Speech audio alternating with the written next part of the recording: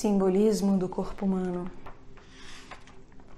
da árvore da vida ao esquema corporal. Por Annick de Suznal. Tradução Frederico Ozanam Pessoa de Barros e Maria Elizabeth Leuba Salum, editora Pensamento.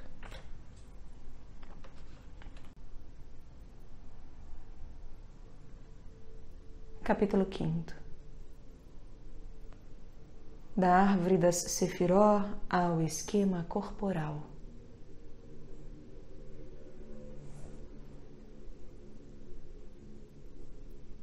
Em contrapartida, falar das energias divinas, dos arquétipos, considerados no reflexo que eles próprios se deram no nível do nosso mundo sensível, parece-me da mais alta importância, até mesmo da maior urgência.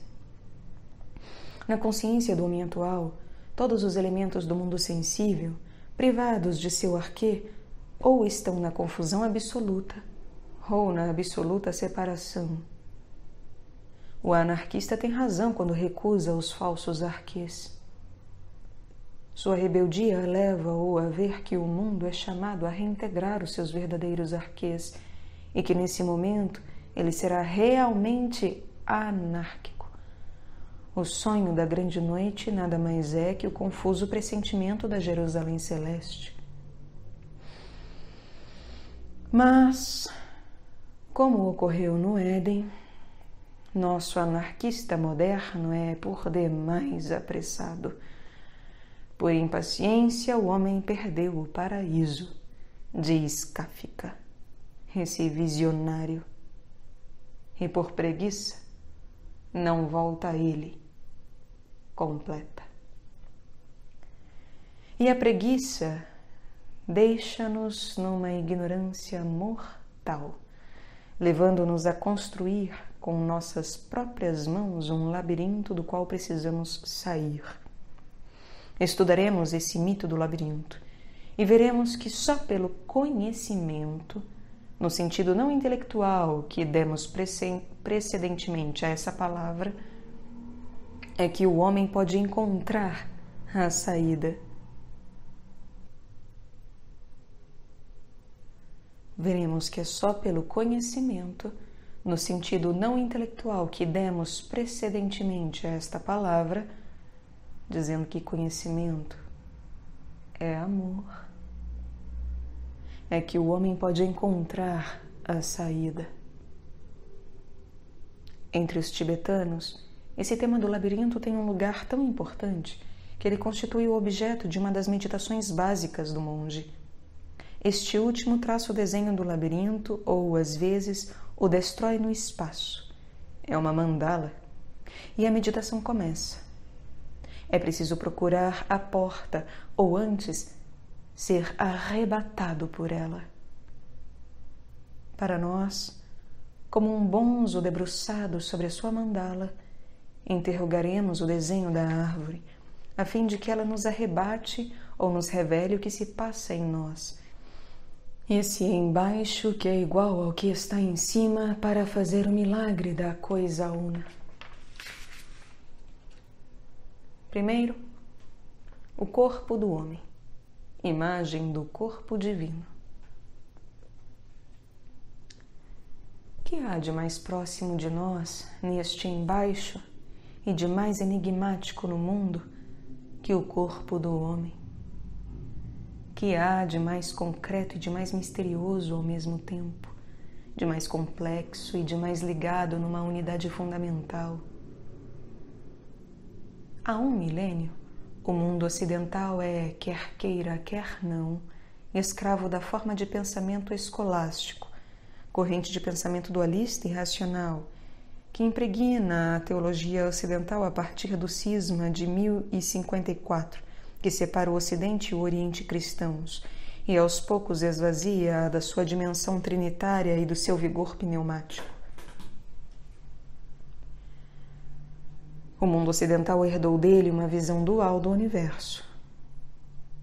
Desde Agostinho de Hipona, século IV, que marcou profundamente o pensamento ocidental com sua própria impregnação maniqueísta, fomos, pouco a pouco, erigindo o bem e o mal como absolutos.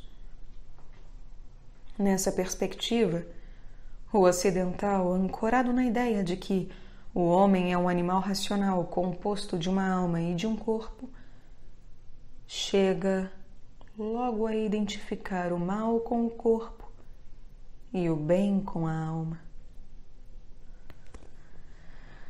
Não aprendemos de geração em geração a desprezar esse corpo, ou seja, a maltratá-lo?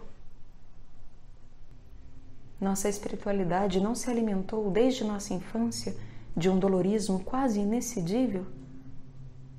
Não nos mostraram o que se originava da carne, exprimindo essa palavra, a união dos corpos, como o pecado dos pecados, até fazer da obra da carne o pecado original?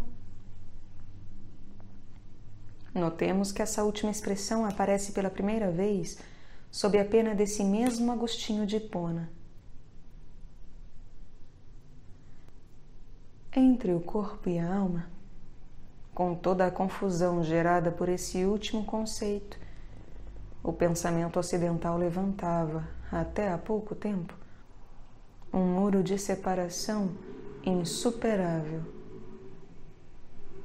De um lado, a arruela lamacenta do corpo pecador. Do outro, o jardim da alma. Ao denunciar esse tabu, a psicologia, ciência tão jovem, desafiou o erro, mas nem por isso introduziu a verdade. Ela própria continua prisioneira das suas contradições.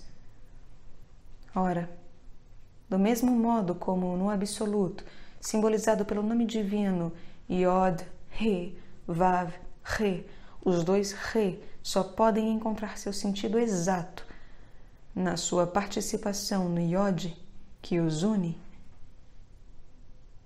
Assim, no nível do homem, reflexo do absoluto, o soma, corpo, e a psique, alma, não são senão em virtude de seu grau de participação numa terceira dimensão do ser. Se não é esse o caso, corpo e psique não são, mas existem. O corpo, muito particularmente, não existe, então, a não ser em vista de seu melhor funcionamento para um melhor rendimento do indivíduo no quadro da sobrevida. No primeiro desses dois casos, o corpo é elemento de uma trilogia, espírito, alma, corpo, chamada a encontrar a harmonia que permite a transmissão e a manifestação do mundo de cima, da verdade pura. No segundo caso, ele está sozinho, escravo da existência e, finalmente, esmagado por ela. Tomemos um exemplo. No primeiro caso, o homem pratica a arte da yoga para cultivar a síntese harmoniosa da trilogia e a ligação, como a palavra yoga o indica, dessa trilogia com o mundo de cima. No segundo caso, ele faz uma ginástica para azeitar as rodas de uma máquina, seu corpo, que deve levá-lo o mais eficaz e o mais economicamente possível. Uso aqui uma linguagem caricatural apenas para exprimir com vigor as opções fundamentalmente opostas que o homem pode tomar.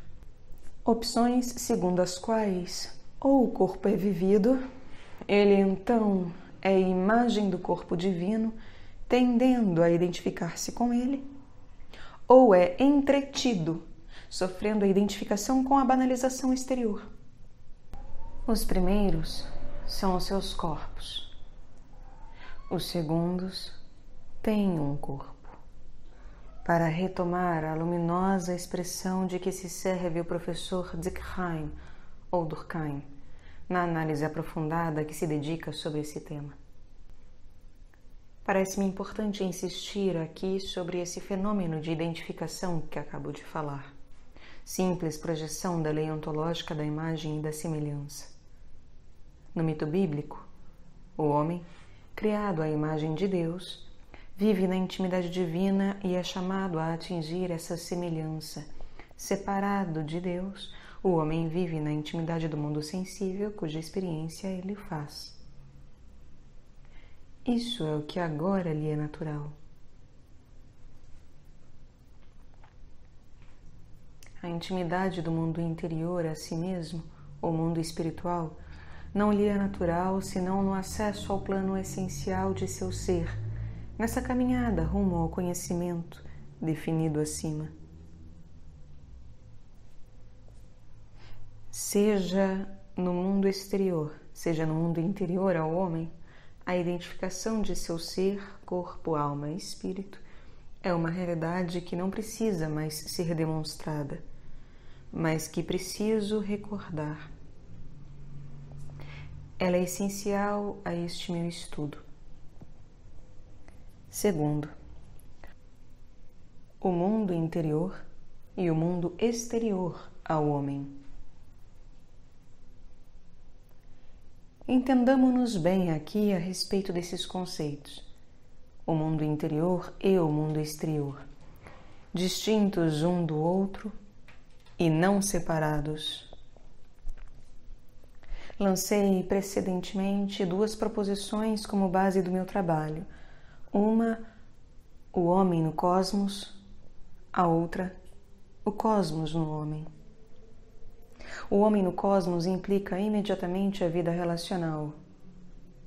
Sensação que o homem tem em seu corpo, em sua psique, de si mesmo, dos outros seres, dos acontecimentos e das coisas.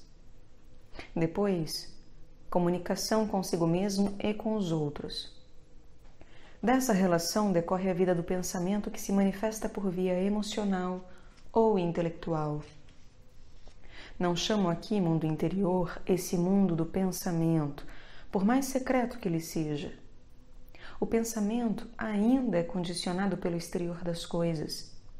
Em última análise, essas coisas se propõem em todas as suas dimensões até aquela que atinge o seu próprio coração, o núcleo, o espírito. Elas entram então não mais em relação, mas em comunicação, em comunhão com o núcleo do ser que se tornou capaz de vivê-las. É isso que constitui o mundo interior do homem.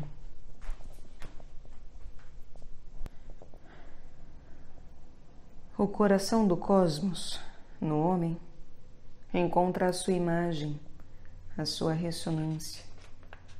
A vida do pensamento, animada por essa apreensão interior, faz parte do mundo interior.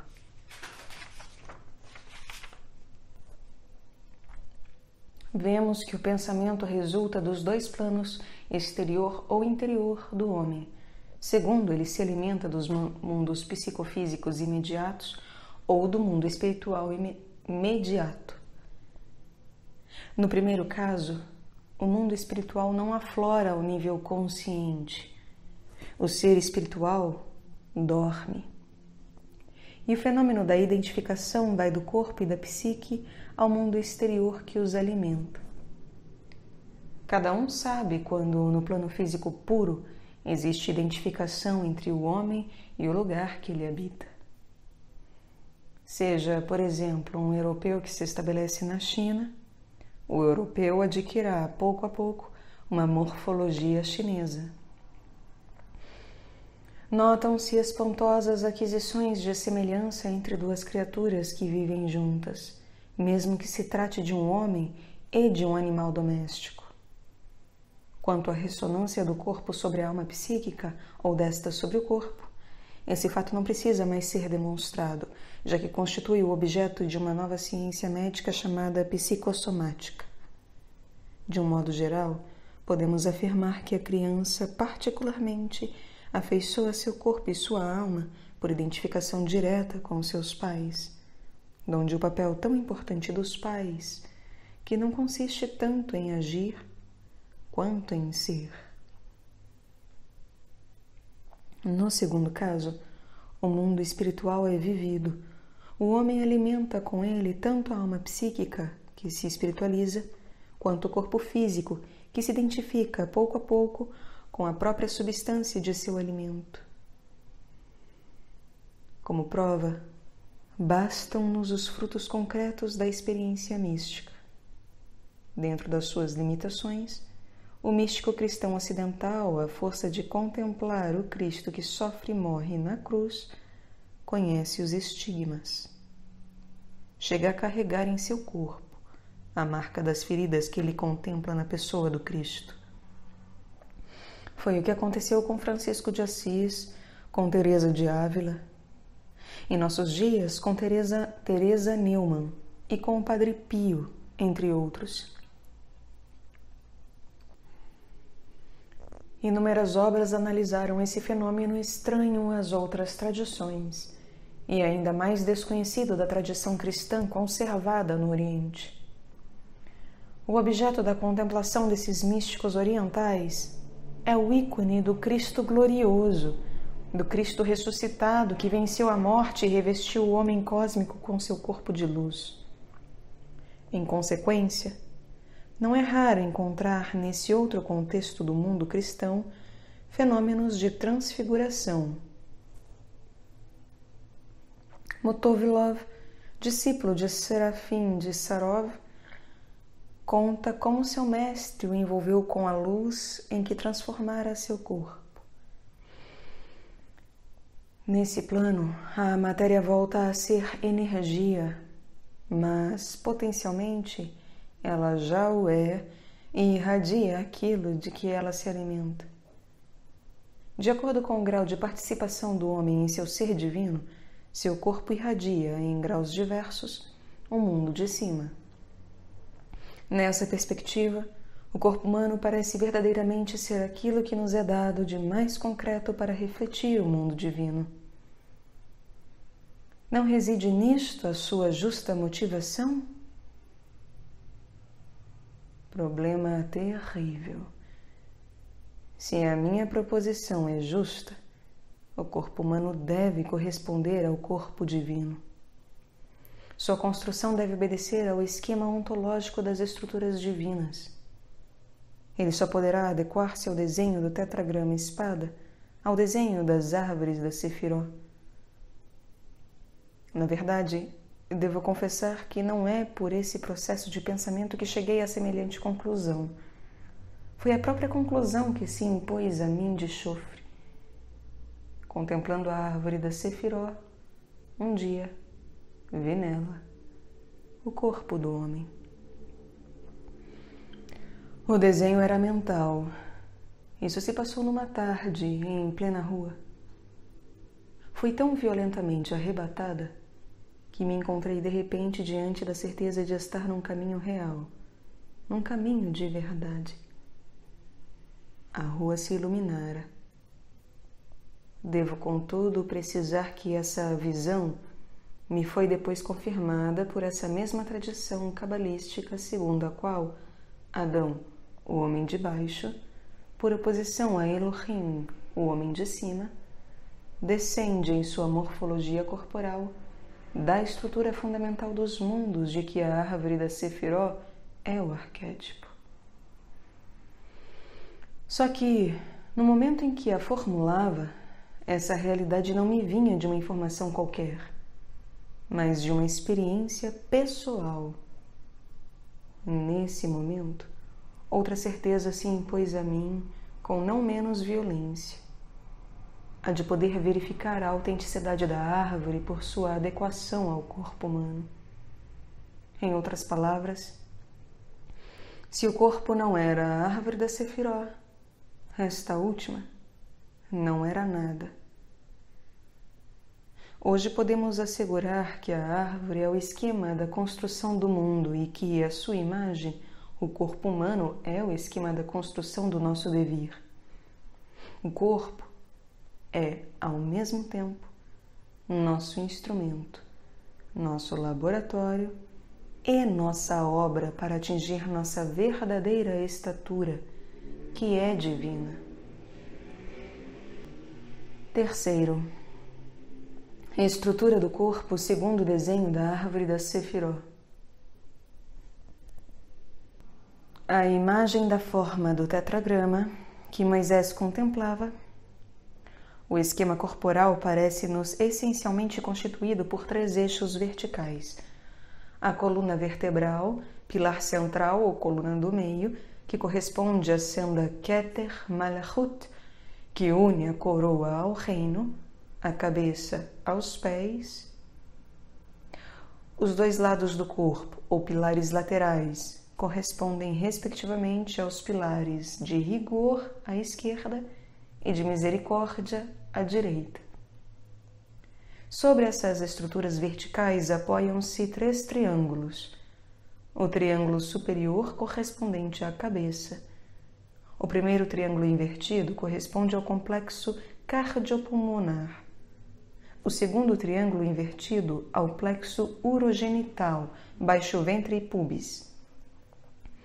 Esses 2 últimos triângulos parecem 2 cabeças invertidas e encontramos, correspondendo aos cabelos do alto do triângulo superior, o sistema piloso desenvolvido no homem na altura da cavidade epigástrica e do pubis. Outras analogias podem ser estabelecidas. Falaremos delas no decurso de nosso estudo. Retomemos esses diferentes elementos. No esquema divino, os 2 pilares laterais são, como vimos, o desdobramento da dualidade nascida da dualidade principal. O divino manifesta sua unidade limitando-se sob 2 aspectos contraditórios, antinômicos. O homem só pode chegar ao divino se ultrapassar essa contradição. Deus se patenteia a nós do seguinte modo: princípio da imutabilidade, imobilidade absoluta, ao mesmo tempo que fonte de todo movimento. É compreendendo juntos, em sua exata relação, esses 2 aspectos antinômicos, para viver a unidade que os ultrapassa, que o homem vive a experiência divina. No nível do criado, o princípio imobilidade manifesta-se sob o aspecto de estrutura, de forma. Rigor e justeza do lugar e da forma de cada elemento do mundo sensível. É o receptáculo rigoroso. O feminino é essencialmente forma, receptividade, força à espera. Nesse mesmo nível, o princípio divino movimento, que se exprime no raio fecundante da graça misericórdia, é um dinamismo que irá penetrar a forma e beber nela a energia necessária para estruturar novos campos de luz. É o dinamismo fecundante do masculino. No esquema divino, o pilar central ou coluna do meio é a conexão justa que une os polos antinômicos. Ele é o caminho do rumo ao múltiplo. No nível do criado, é o caminho do múltiplo até o Assim são constituídas as estruturas verticais do corpo humano, cujo equilíbrio é mantido no eixo da coluna vertical pela tensão que prende os 2 polos opostos, complementares e antinômicos de seus lados direito e esquerdo. Tratemos agora das estruturas horizontais. No esquema divino, o triângulo superior revela a própria essência da divindade, a sua transcendência, o seu princípio em Keter, a coroa, em Chokhmah, a sabedoria, e em Binah, a inteligência. Do mesmo modo, no plano corporal, a cabeça é o princípio das mais nobres faculdades humanas. Ela simboliza no homem o divino. Ela é, portanto, receptáculo do divino. É a sua imagem e tem a sua potência. A cabeça tem a forma de um ovo. Ela é a matriz do ser divinizado que deve nascer para a vida divina total, realizada no retorno ao no iode do tetragrama espada, o 10 da escada sobe do 6 ao 10.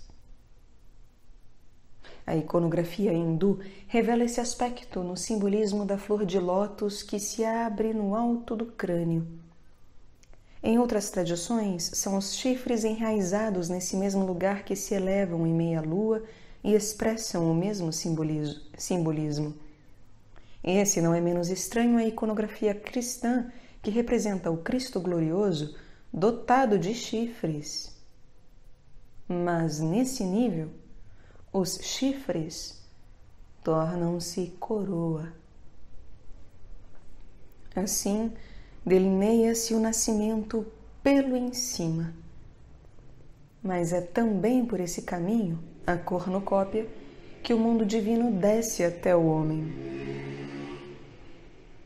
Em todas as etapas, reencontro do mundo de cima com o mundo de baixo, entre o Mi e o Ma.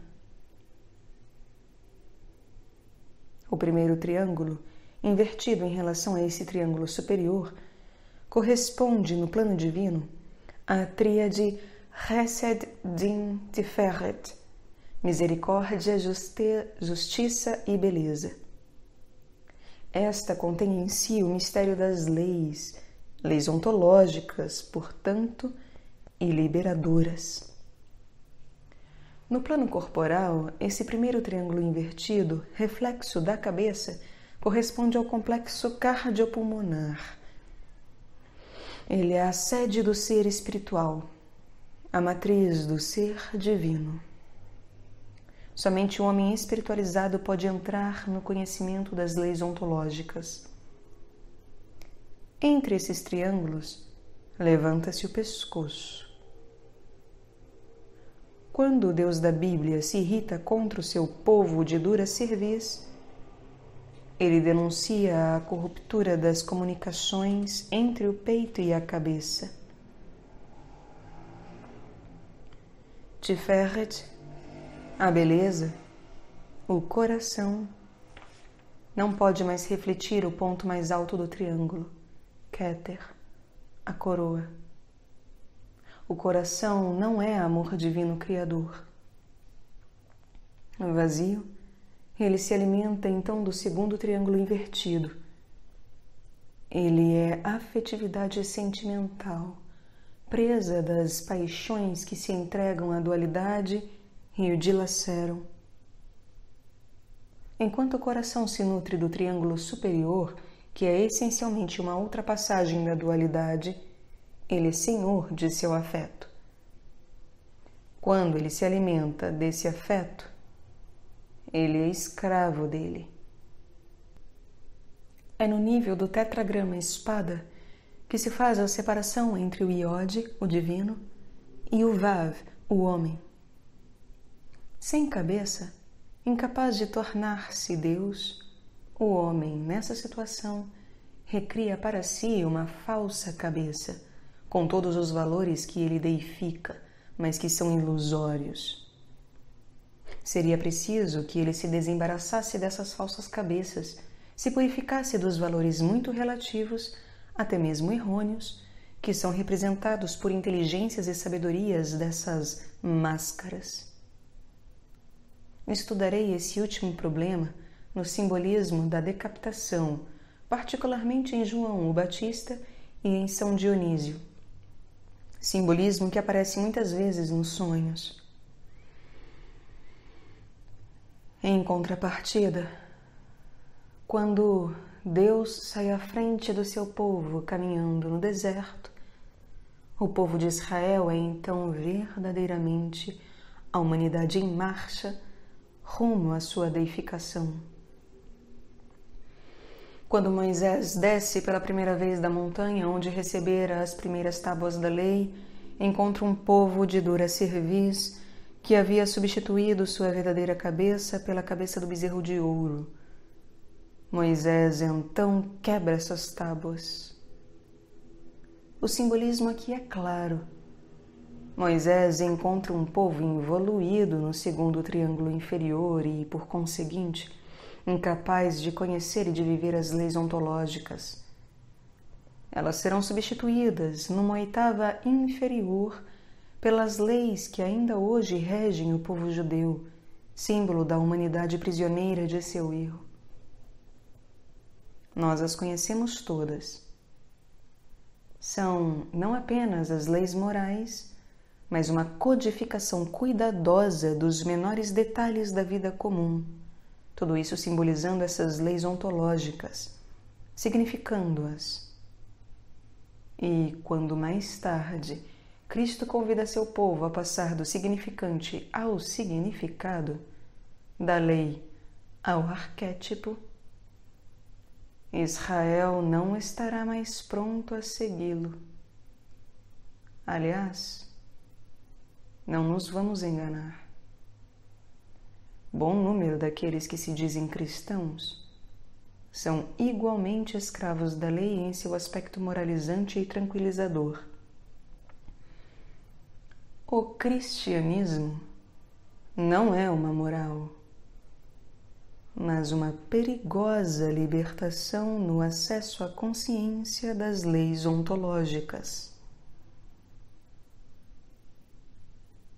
O segundo triângulo invertido, complexo urogenital, reflexo muito mais longínquo do triângulo superior, é a sede do ser físico e a matriz do ser espiritual. Ele é a noite da ignorância. Se ele se nutre do que está em cima desse mundo divino que se reflete no primeiro triângulo, como acabamos de ver, acabará por levar a termo esse ser espiritual que ele carrega em gestação. Se ele se nutre apenas do que está embaixo, dos prazeres sensório-afetivos, ele deixará o homem de dura cerviz no erro que implicam as trevas psicossomáticas. Ele não poderá, então, conhecer outra saída que não seja a morte. A matriz não dará o seu fruto. Haverá uma espécie de aborto espiritual. Notemos também que a criança no seio materno está envolta na noite das águas matriciais. Ela irá nascer para o mundo físico, Malhut, o reino, pela abertura do colo uterino. Este último nada mais é do que o homólogo, embaixo, do colo craniano que se abre em flor de lótus, no alto, para dar nascimento ao ser divinizado em seu retorno ao Nesse caminho de evolução, caminho de volta, notamos 3 etapas cujos harmônicos podem ser encontrados no plano cosmológico. Primeiro, a Malhut, o reino. Os pés, plano corporal concreto, sentir físico, corresponde à terra. Segundo, a Yesod, o fundamento, o órgão sexual, plano físico, corresponde à lua, astro da noite, cujo crescente é reflexo, embaixo, dos cosmos simbólicos do ser divinizado no alto. É curioso notar que esse mesmo simbolismo dos cosmos é usado espontaneamente pela humanidade inconsciente para significar os atributos da cornudagem. E terceiro, Tiferet, coração beleza, o plexo solar, plano espiritual, corresponde o Sol.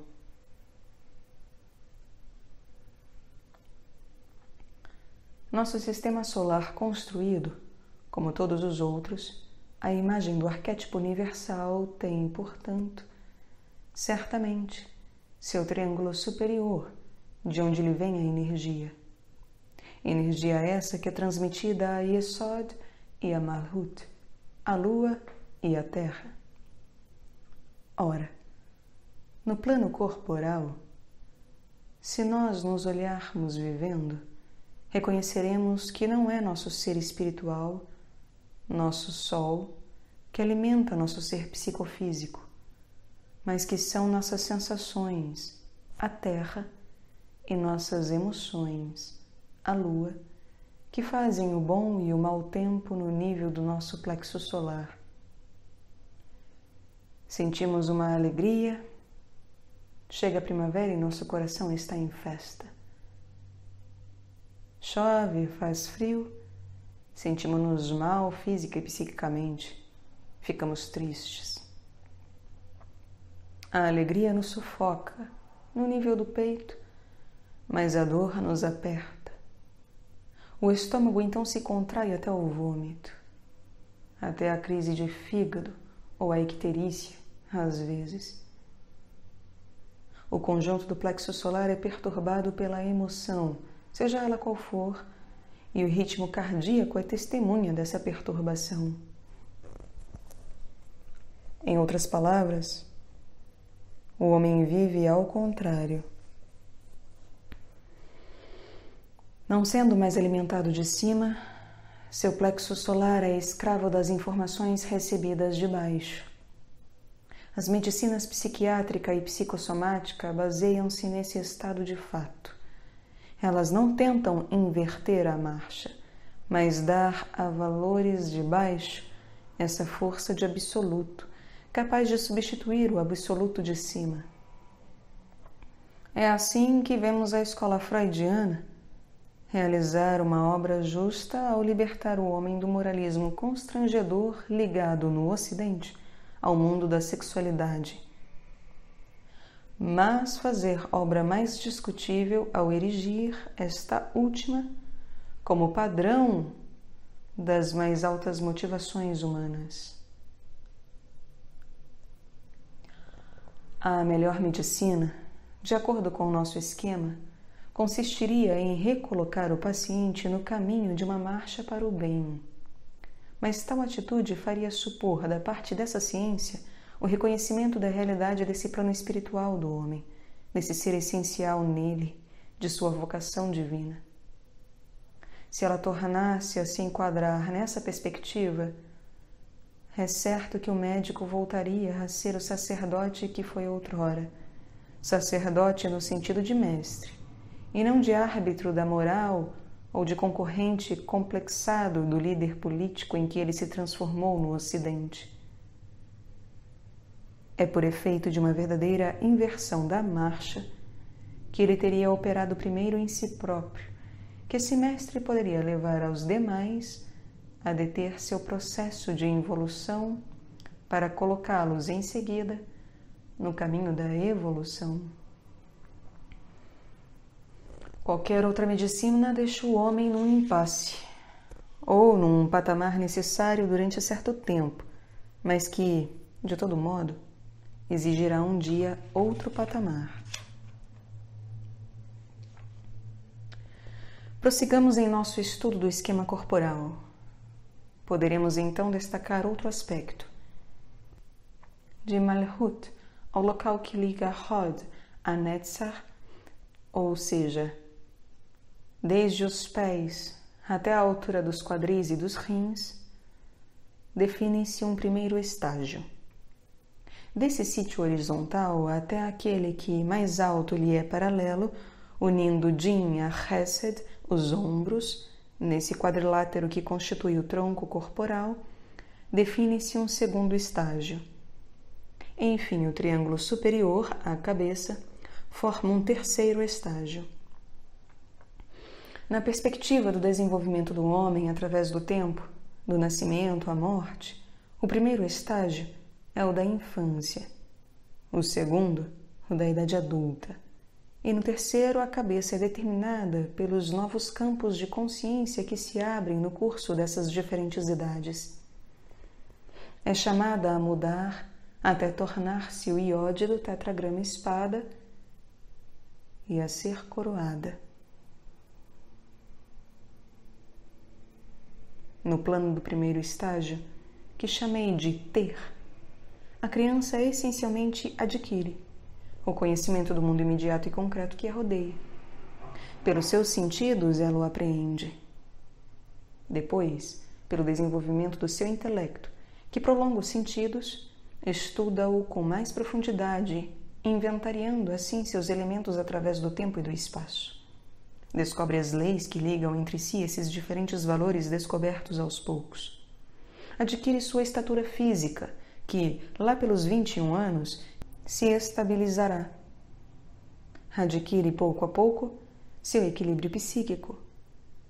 Vem a puberdade com seu cortejo de forças que invadem, às vezes até agridem, a criança. Diante dessa agressão, a construção harmoniosa dessa jovem criatura não poderá prosseguir. Uma coluna vertebral sólida, tanto fisiológica quanto psíquica, não poderá ser constituída, a não ser que valores justos e seguros a enquadrem. Bem entendido, nesse estágio só serão justos os valores que prolonguem, refletindo-os, os valores ontológicos essenciais, absolutos, que são as estruturas verticais do segundo estágio. Essas últimas, a criança ainda não é capaz de descobrir, menos ainda de viver. Elas só podem ser vividas na participação do homem em seu segundo estágio, isto é, nessa dimensão que chamo de ser. Supõe-se que os pais tenham chegado a esse estágio. Contudo, eles não serão pais senão na medida em que sejam realmente o prolongamento dos dois pilares verticais do esquema, o masculino e o feminino, dualidade em seu caminho de volta ao um, do qual procedem ontologicamente. Entre o pai e a mãe, esse dois como reflexo do um, a criança cresce de forma harmoniosa. Entre as leis morais necessárias à jovem criatura, cujo mecanismo mental procede por escolha entre o que faz de bem e o que faz de mal, o futuro adulto encaminha-se para suas próprias estruturas. Paz e moral, assim como todo valor que tem o papel de paz ou de moral em diferentes níveis, a noção de autoridade em seus aspectos cívicos e religiosos, por exemplo, aparecem no esquema como muletas que a criança irá rejeitar muito depressa, a menos que não as transforme definitivamente em suas pernas, caso em que ela nunca se tornará adulta. Em geral, a criança começará a contestar as suas muletas na idade da puberdade, no nível de Yesod, no qual ela já estará diretamente ligada por dois caminhos, a Hod e a Netzar, bases de suas futuras estruturas ontológicas. Ela pressente estas últimas e clama por elas. É nesse momento que os pais devem continuar ao seu lado, tendo o cuidado de ir se apagando aos poucos, para não atravancar, ou seja, para não obstruir esses dois caminhos. Os pais que não sabem largar de mão estão entre os que continuarão durante toda a sua vida esse nomadismo psicológico. Eles só sabem encontrar seu alimento no nível do triângulo inferior. Com raras exceções, os adolescentes educados nesse clima são incapazes de passar para o segundo estágio. Seus pais fecham-nos no labirinto que eles próprios construíram para si, do mesmo modo que Dédalo manteve ali prisioneiro o seu filho Ícaro. A influência dos pais não é a única causa do atolamento dos jovens nesse nível inferior. Todas as formas de superproteção que venham reforçar a aparelhagem das muletas são igualmente barragens que impedem a constituição dessa coluna vertebral, único esteio para o homem por ocasião da sua passagem para o estágio superior. Ora, não nos enganemos. Por todos os seguros artificiais que oferece, a nossa civilização cria um mundo de estropiados. O homem superassegurado fica menor. É um estropiado que vive com medo de que uma de suas muletas o abandone. agarra-se a elas, dá-lhes um valor e um poder de coluna vertebral. Esse tipo de homem, infelizmente comum, é uma minoria que passa ao estágio superior. Em geral, adota, para compensar o seu estado de dependência, uma atitude aparentemente forte, ela própria sujeita a uma ética cujos critérios são convencionais por definição. Ele mostra no nível da cabeça a máscara do parecer em lugar do campo matricial em que se elaboram novas inteligências e novas sabedorias do ser em devir. Essas máscaras são fabricadas, seja com as diferentes funções com as quais o homem infantil se identifica, função de parentesco, profissional, política e até mesmo eclesiástica, etc., seja com as atitudes compensatórias das carências, dos sofrimentos, das dificuldades psicológicas, ou seja mais sutilmente com as ideologias às quais ele se agarra e com as quais se confunde, ou com os papéis que ele desempenha para ficar em paz com sua consciência. Mas, sob nenhum desses aspectos, o homem muda de nível. Ele permanece na banalização. A consciência, no sentido luz, não nasce. O homem fica submerso por Ra, ainda não luz. O segundo estágio, a cujo nível o esquema corporal convida o homem a subir, é constituído pelo quadrilátero Hod Netzach Din Chesed. Chamei a esse estágio do ser. Por quê? Veremos que é no seu nível que cada um realiza o seu verdadeiro nascimento, que é nele que elabora a sua vida essencial e que, a partir de Tiferet, reflexo de Keter, ingressa na experiência da sua ontologia. No primeiro estágio, o homem existe. No segundo, ele é. Por sua própria forma, quadrilátero, esse segundo estágio se define como um tempo de parada, um tempo de prova. O número 4 é símbolo de estabilização. 4 pés dão seu equilíbrio aos sólidos.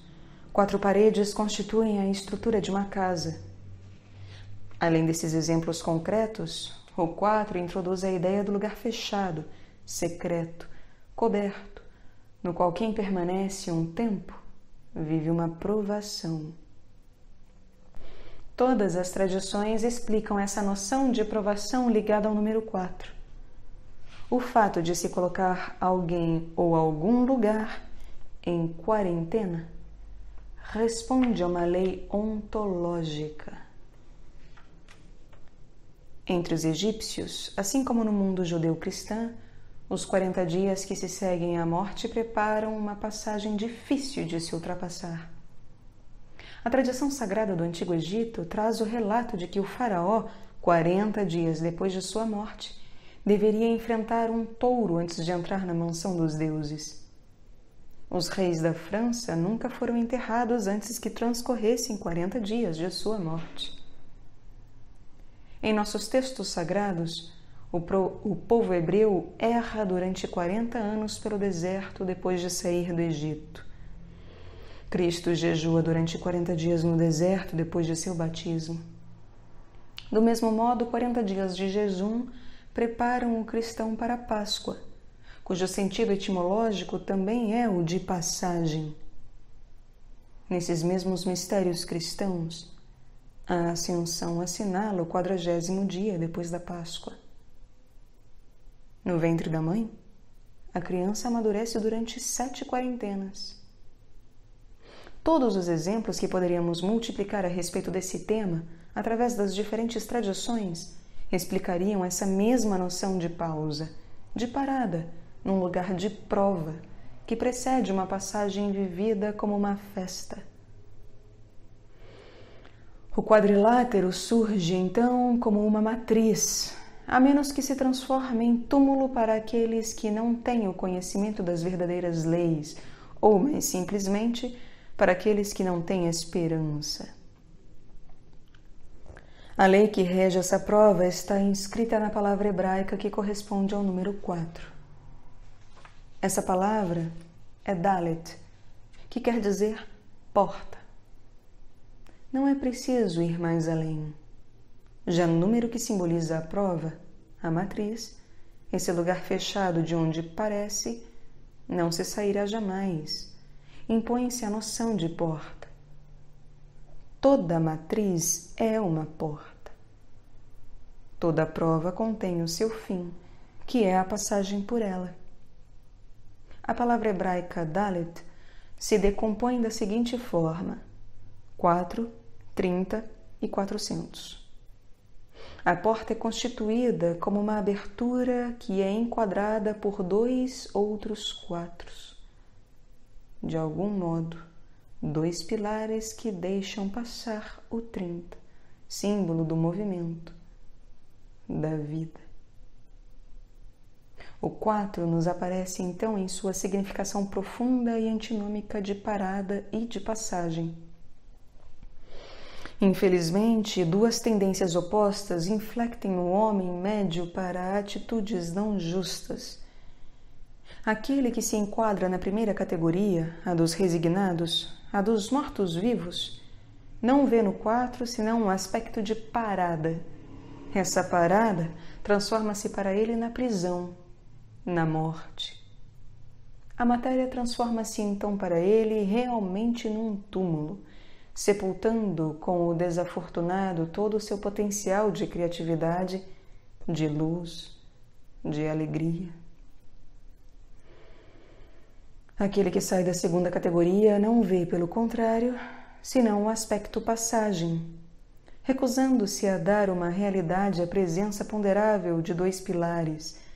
Ele só vê o movimento que irá levá-lo além, que irá abrir-lhe horizontes libertadores.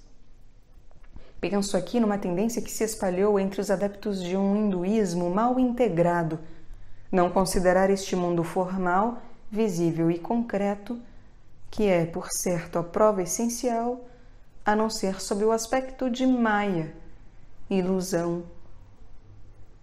O 4, na ocorrência do quadrilátero, que constitui nosso segundo estágio, só é vivido com justeza por aqueles que consideram plenamente os 2 polos da prova em sua justa relação. De um lado, as suas estruturas físicas de nosso mundo, estruturas psicossomáticas do homem de túnica de pele e estruturas ontológicas do seu ser profundo.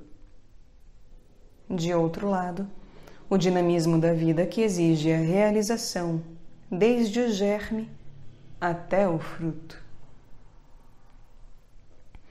Entre a terra e o céu, o homem é estendido como entre os 2 polos de um ímã. Se ele largar um desses polos, a corrente não passa mais. Nesse caso, ou o homem se volatiliza num falso espiritualismo, ou se atola na matéria, mas não se realiza. Trata-se de uma tomada de consciência que ele deve fazer necessariamente no momento de entrada do quadrilátero no estágio do ser, da verdadeira encarnação, pois a passagem ao estágio inferior não foi mais do que uma etapa de preparação para este. Outra realidade, de que a língua hebraica irá nos ajudar a tomar consciência, nos é proporcionada pela grande semelhança que liga as 2 palavras, porta, Dalet, e conhecimento, Da'at. Uma letra, a do meio, as diferencia. Na palavra conhecimento, essa letra, Ain, simboliza a fonte, a qual o homem deve beber, assim como o olho novo que ele deve adquirir ao avançar no caminho dos esponsais. na palavra porta, essa letra, Lamed, simboliza o guia nesse caminho. Aquele que conhece passa pela porta que se abre entre as duas letras, Dalet e Tav, cuja união constitui a palavra Dat, que significa a lei. Se o homem se deixa esmagar pela lei, ele jamais passará pela porta. Se ele passa sem levar em conta a lei, sem estar em conformidade com ela, ele é anulado pelo complexo energético novo ao qual a porta dá acesso. É fulminado pelo fogo da realidade que ele encontra e que as suas estruturas não podem então suportar. O homem não pode, portanto, passar pela porta, senão no conhecimento que, ainda uma vez, não é conhecimento intelectual, mas experiência vivida. Deixar o primeiro estágio da existência para entrar no ser, passar pela porta estreita que a tradição chama de porta dos homens, é deixar a ignorância para viver. Quem pode passar por esta porta? A história tão familiar a todos, a da Bela Adormecida no bosque, nos diz isto. Há 100 anos, uma princesa dorme dentro de um castelo, ele próprio escondido no meio de uma floresta que, dia a dia, ano a ano, fica mais espessa, a ponto de tornar-se impenetrável, a ponto de sufocar essa vida que dorme.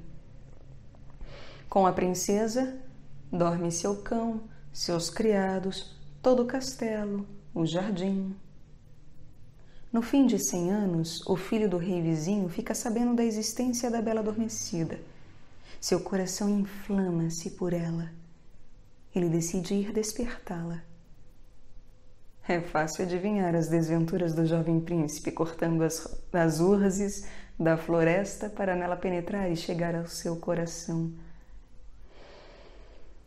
Ao final de um longo tempo, ferido de 1000 modos, o príncipe, ardendo em amor, depõe sobre os lábios da princesa o beijo que a desperta.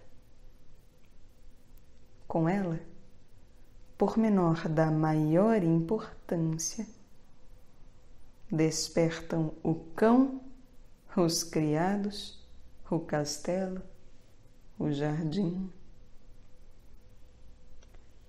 Todo esse pequeno universo abre os olhos. O que teria acontecido?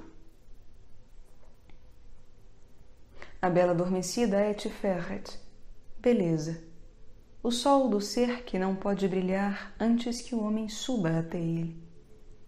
E o homem não pode atingi-lo antes de se ter despojado dessa floresta psíquica, consciente e inconsciente, que o invade, que o sufoca até, pouco a pouco. Não pode empreender essa aventura senão depois de ter tomado consciência da presença da princesa, seu ser essencial, espiritual, reflexo do divino, promessa do divino, germe enterrado, adormecido. O príncipe encantado que sabe da existência da Bela Adormecida nada mais é que a consciência informada, capaz de orientar no caminho dessa aventura o homem despertado por um desejo justo. E o homem não pode viver essa aventura senão sob o impulso do amor, numa dimensão do amor, cuja acepção, infelizmente, essa palavra inimaginavelmente desonrada em nossos dias não pode mais dar. Só o verdadeiro amor permite que o príncipe passe pelas provações da floresta. quando o beijo é dado.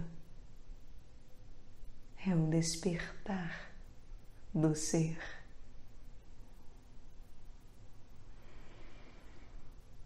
Notemos que se trata, ao mesmo tempo, do despertar de todo o cosmos.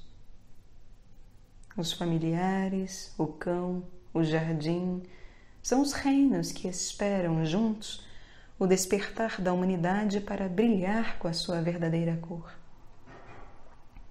Os que passaram por essa experiência podem dar testemunho disso.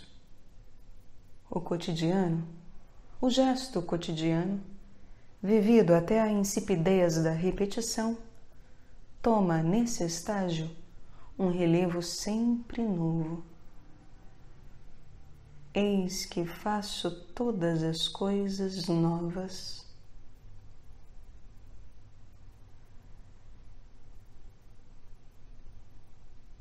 Não irei mais adiante no estudo desse estágio. Estudo que retomarei mais detalhadamente à medida que progredir nesse trabalho. Limito-me a indicar que, depois de ter atravessado o triângulo inferior, depois de ter galgado os 10 degraus que correspondem às 10 vértebras, as 5 sacras e as 5 lombares, tão bem ilustradas como veremos pelas 10 pragas do Egito, o homem bate a essa porta estreita chamada Porta dos Homens.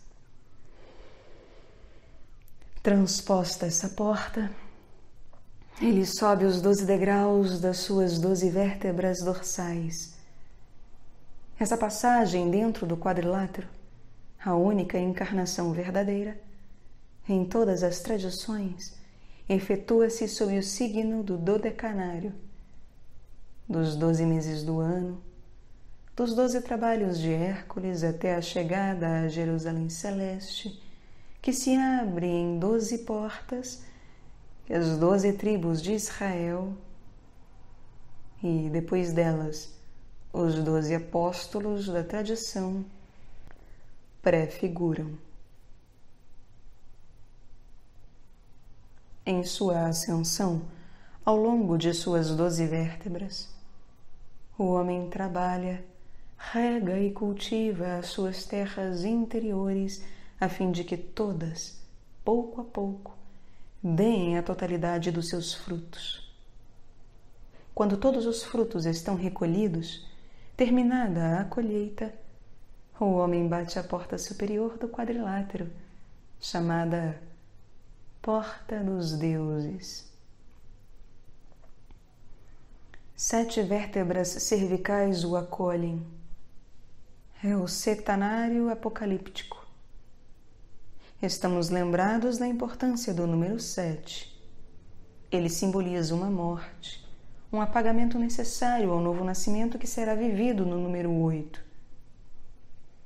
O Apocalipse de João abre-se com as cartas às 7 igrejas e continua no livro dos 7 selos, o 7º dos quais revela 7 anjos, aos quais são dadas 7 trombetas. Quando soa a 7ª trombeta, aparece uma mulher nas dores do parto. Encontramo-nos aí, frente ao último e misterioso nascimento. No plano da consciência, não há dúvida de que essa passagem para o triângulo superior determina a abertura de um mundo novo, cuja supraconsciência se reveste de mais importância com relação a nosso estado consciente do que este se reveste com relação a nosso conhecimento banal. E, do mesmo modo que esse consciente pode aflorar ao nível do conhecido, na tomada de consciência ou no sonho, nossa supraconsciência toca em raros e fulgurantes mergulhos o nível de nosso conhecido, que apreende, assim, por vezes, sua luz, enquanto espera nascer nela definitivamente. Quem poderá negar essa possibilidade de conhecimento? Quem poderá chamar de louco aquele que a vive? quem tem o direito de examinar nas categorias que dependem do conhecimento banal, experiências despertadas ou oníricas, que dependem na realidade das categorias do supraconsciente?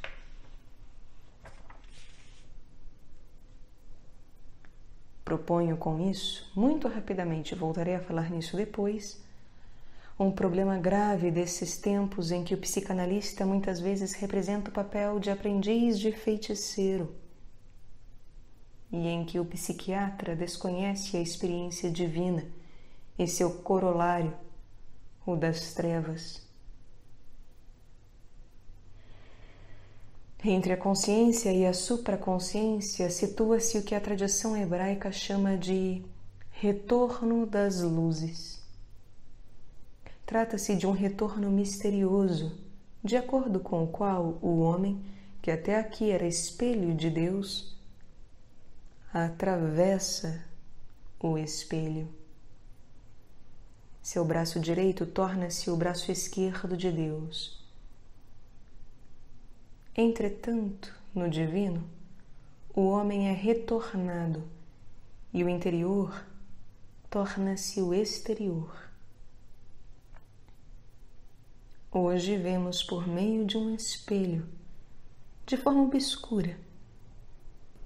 Mas então, veremos face a face. Esse retorno pode ser lido também no nível do corpo humano, em que o hemisfério cerebral direito rege o lado esquerdo do corpo, enquanto o hemisfério cerebral esquerdo rege o lado direito. O cruzamento opera-se na altura do bulbo raquidiano, onde as fibras nervosas emanadas do cérebro direito se dirigem para a metade esquerda da medula, ao passo que as fibras emanadas do cérebro esquerdo se dirigem para a metade direita da medula. A imagem mais imediata desse retorno arquetípico nos é dada pela linguagem dos símbolos. Se a tradição hebraica nos fala do retorno das luzes, a tradição cristã também se refere a esse retorno em sua liturgia episcopal, durante a qual o bispo nunca se volta para o povo, o laos, palavra grega de onde deriva a palavra laico, sem cruzar os archotes. Esse retorno efetua-se no nível das portas reais, a mesa da comunhão entre os católicos romanos, que se situam no plano tradicional do templo cristão, obedecendo ao esquema da árvore, à altura da porta dos deuses. Na tradição egípcia, o misto segura a cruz alada em sua mão direita. Nos afrescos que podemos ver no Museu do Louvre, por exemplo, e que representam cenas que se desenrolam além da morte na morada dos eleitos, estes empunham essa mesma cruz de vida alada com a mão esquerda. Realizou-se uma espécie de operação em espelho, mas aquele que passou pela porta dos deuses está realmente do outro lado do espelho.